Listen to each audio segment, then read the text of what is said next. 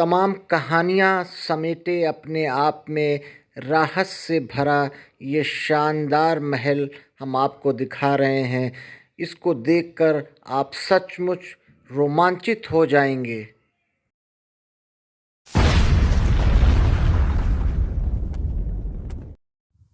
आदाब, नमस्कार दोस्तों, मैं हूं आसिफ। आज आपको उत्तर प्रदेश की राजधानी लखनऊ से करीब 200 किलोमीटर दूर एक ऐसे स्थान पर लाया हूं जिसके बारे में मेरे मन में खुद बहुत कौतूहल था। जब से मैंने इस शानदार हवेली के बारे में सुना है, इसके आर्किटेक्ट के बारे में सुना है, इसके पीछे इतनी कहानियों के बारे में सुना है, तब से मेरा मन था कि इस हवेली को आपको दिखाएं। आज ये हमारी जिज्ञासा पूरी हुई है। आज हम आपको अंबेडकर नगर जनपद के मकरही लेकर आए हैं। मकरही की हवेली ये पीछे हमारे जो दिख रही है, बहुत ही एक शानदार हवेली दिख रही है। इसके बारे में कई कहानियां हैं। कुछ लोग इसे भूतों वाली हवेलियां कहते हैं, कुछ लोगों का कहना है इस हवेली में राजा का ख़जाना दबा हुआ है। कई चर्चाएं इसके बारे में है। हम आपको इस महल और इस हवेली के बारे में सब कुछ बताएंगे, एक्सप्लोर करेंगे। आपको हम अंदर लेके चलते दिखाते हैं। एक बहुत ही शानदार प्रांगण में बनी हुई एक भव्य हवेली, लेकिन समय के साथ अब इसका रखरखाव नहीं हो रहा है, जो टूट फूट रही है। लेकिन जो बचा हुआ इसका अस्तित्व है वो बता रहा है उस समय का वैभव। ये लगभग 200 साल पुरानी शानदार हवेली आपके सामने है। हम अंदर चलते हैं, आपको और चीज़ें इसके बारे में दिखाते हैं और बताते हैं। हवेली के हम पास आ गए हैं। इसकी वास्तुकला बेहद शानदार है। सामने ये जो मेहराबें दिख रही हैं, ये अपने आप में बिल्कुल नायाब और अनूठी हैं। हम और करीब से आपको चल के दिखाने की कोशिश करेंगे। ये शानदार मेहराबें आप देखिए कितनी खूबसूरत बनी है। महल का जो मुख्य द्वार था, उसके बाद जो है एक ये पोर्च दिख रहा है। पोर्च के अंदर ये सीढ़ियाँ हैं और ऊपर हम अब जाते हैं ये मुख्य भवन में। हम सामने ये आए, एक जो है दरवाज़ा दिख रहा है। इसके अंदर अभी और क्या चीज़ें हैं हम दिखाते हैं। काफ़ी शानदार इसकी बनावट है कि इसकी नक्काशी बेमिसाल है। आइए हम अंदर चलते हैं और आपको दिखाते हैं इस भवन की क्या खासियत है। इस भवन के हम अंदर आ गए हैं। जैसे भी अंदर आए हैं तो एक ये हॉल हमको नज़र आ रहा है और इसके ऊपर जो ये नक्काशियाँ बनी हैं बहुत ही खूबसूरत हैं और इस पे जो कलर किया गया है वो भी बहुत ही शानदार इसका कॉम्बिनेशन है। इसमें साफ़ सफाई तो दिख रही है, ये महल कितना शानदार रहा होगा। और ये सामने हमको एक ये स्टेज जैसा दिख रहा है, ऐसा अनुमान लगा सकते हैं हम कि शायद ये राजा का सिंहासन रहा होगा। ये यहाँ पर जनता दरबार लगता रहा होगा, क्योंकि जो इसकी बनावट है इस तरह इस हाल की, सामने मुख्य द्वार है और ये सिंहासन है। ज़रूर यहाँ पर राजा बैठ के अपनी जनता से मिलते रहे होंगे। चारों तरफ ये दरवाजे हैं और खिड़कियाँ लगी हुई हैं। हम और भी चीज़ें देखते हैं। एक कक्ष हमको दिखाई दे रहा है। जो हॉल था उसके बगल में एक कक्ष दिख रहा है, चौकोर आयताकार कक्ष है। इस पे भी शानदार नक्काशी और पेंटिंग की। दाहिनी तरफ भी हमको एक रास्ता दिख रहा है, हम अंदर चल के देखते हैं। इधर भी सेम वही बनावट है, ऊपर एक सीढ़ी जा रही है और ये एक आयताकार कक्ष नज़र आ रहा है। बड़े बड़े खिड़की और दरवाजे। ये अलग बात है कि इनके दरवाजे अब नहीं हैं। सीढ़ी पे चल के ऊपर दिखाते हैं। यहाँ पे पहले मैं बता दूँ, इस सीढ़ी की जो बनावट है नक्काशी करके बनाई गई है। हरे और लाल रंग का जो कॉम्बिनेशन है बेहद खूबसूरत है। पत्थर लगे हुए हैं सीढ़ियों पर। हम अंदर ऊपर चल के आपको दिखाते हैं कि और आगे क्या है। और इस पे जो सीढ़ियों पर ये जो पत्थर से काट के नक्काशियाँ की गई हैं बेहद खूबसूरत और आकर्षक हैं।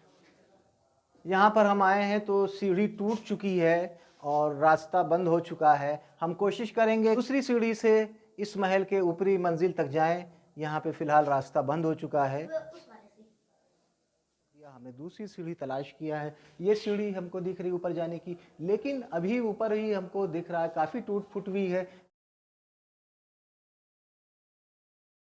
यहाँ पर हम आए हैं तो यहाँ एक रोशनदान दिखा है, जो इसके शीशे अब नहीं है। यहाँ पे इसकी रेलिंग इसी वजह से टूट गई है।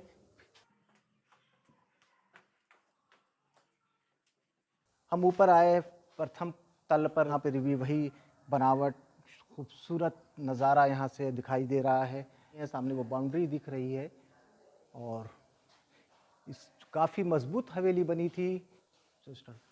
हम इधर आए तो इधर भी एक आयताकार कक्ष नज़र आ रहा है, सेम वही बनावट, ऊपर शानदार इसकी नक्काशी की गई है और भी एक दरवाज़ा है सामने। आइए आपको दिखाते हैं। हम उस हाल से बाहर आए तो हमको यहाँ पर एक कॉरिडोर दिखाई दे रहा है और सामने एक रेलिंग दिखाई पड़ रही है।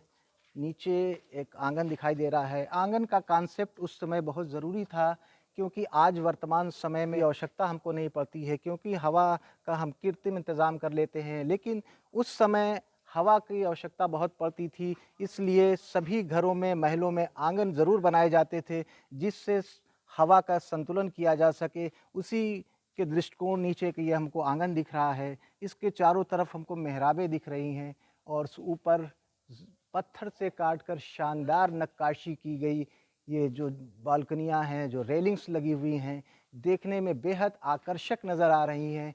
और इतनी शानदार हवेली, लेकिन दुर्भाग्य से ये रख रखाव के अभाव में जर्जर होती जा रही है।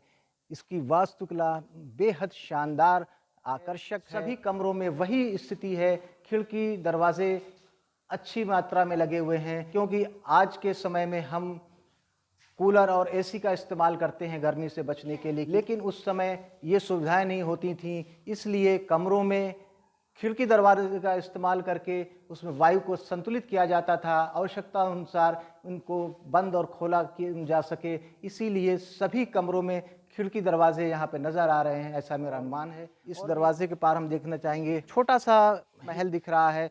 ज़रूर ये महिलाओं का स्थान रहा होगा। यहाँ पर रानी, राजकुमारियाँ और उनकी दासियाँ रहती होंगी।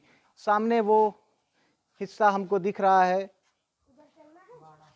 जहाँ पर मेरा अनुमान है कि शायद यहाँ पर जानवरों को बांधा जाता रहा होगा। सामने हमको एक सीढ़ी और दिख रही है, हम उस पर भी चलेंगे।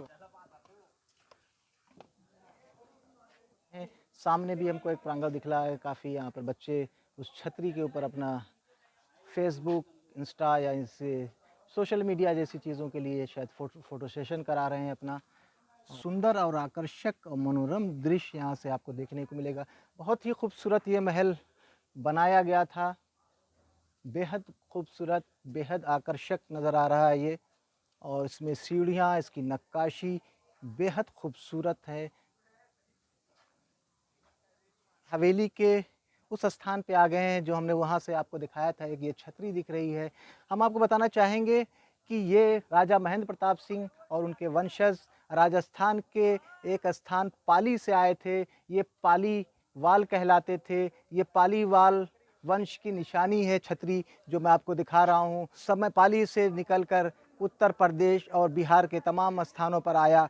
यहाँ पर करीब 14 कोस की इनकी हुकूमत थी। समय के साथ ये हुकूमत ख़त्म हो गई। आज ये महल धीरे धीरे खंडर में तब्दील होता जा रहा है, लेकिन पालीवाल वंश की ये छतरी आज भी यहाँ पर मौजूद है और बता रही है कि किसी समय यहाँ पर एक वैभवशाली शासन रहा होगा।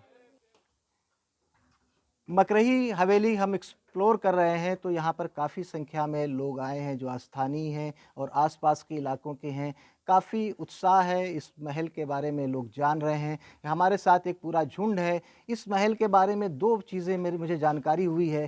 पहली है कि ये लोग इसको भूतिया महल कहते हैं, रात के समय यहाँ कोई आता नहीं है, ऐसा कहा जाता है। दूसरी एक और वजह है कि यहाँ पर लोग बताते हैं, जो मैंने सुना है, कि यहाँ पे राजा का ख़जाना है जिसकी तलाश में भी लोग आते हैं। ये झुंड बता रहा है यहाँ पर कि शायद डर एक ऐसी चीज़ होती है जो झुंड में हमको कम कर देती है, लेकिन ख़जाना की तलाश एक लालच ऐसी चीज़ होती है जो हमारे डर को ख़त्म कर देती है। तो दो कारण हैं, ये एक झुंड में दिख रहे हैं, स्थानीय लोग हैं, बहुत ही अच्छा है, मुझको गाइड भी कर रहे हैं, मुझे मेरा सहयोग भी कर रहे हैं। हम आपको महल की एक एक चीज़ एक्सप्लोर कर रहे हैं। बहुत अच्छा लगा इनसे मिलकर। ये स्थानीय लोग हैं, काफ़ी कोऑपरेटिव इनका नेचर है। हम आपको ऊपरी हिस्से में लेके चलते हैं और दिखाते हैं महल का ऊपर का हिस्सा। यहाँ पर हम आ गए तो काफ़ी यहाँ पर भी शानदार मेहराबें नज़र आ रही हैं और इसकी बनावट यहाँ बिल्कुल अलग है। बरामदा जैसा दिख रहा है दोनों साइड में, सेम इसी तरह की बनावट उधर भी दिख रही है। एक आयताकार कक्ष यहाँ पर भी दिख रहा है। यहाँ पर इस हिस्से में आए तो यहाँ पे काफ़ी खुला हुआ वातावरण दिख रहा है। हम महल के सबसे ऊपरी हिस्से में आ गए हैं। यहाँ से चारों तरफ का दृश्य देखा जा सकता है। इस तरफ सरयू नदी बह रही है, दूसरी तरफ हमारे जो है जंगल था अपने समय में, आज भी है यहाँ पर। काफ़ी सुंदर और आकर्षक महल आपको हमने दिखाया। दोस्तों, अगर आपको हमारा ये वीडियो पसंद आया है तो हमारे चैनल को लाइक कीजिएगा, सब्सक्राइब कीजिएगा और अपने दोस्तों को शेयर कीजिएगा। इजाज़त दीजिए आसिफ को, फिर मिलते हैं किसी नए स्थान पे कुछ नई जानकारियों के साथ। जय हिंद, जय भारत।